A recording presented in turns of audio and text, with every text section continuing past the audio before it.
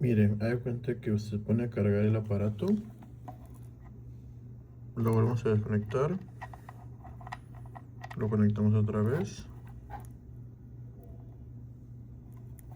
Ve cómo bajó 16.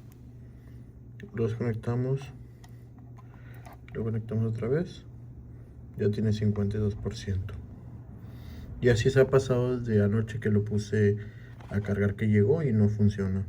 Al momento que si yo lo quiero prender así, prende. Se apagan porque no tiene carga.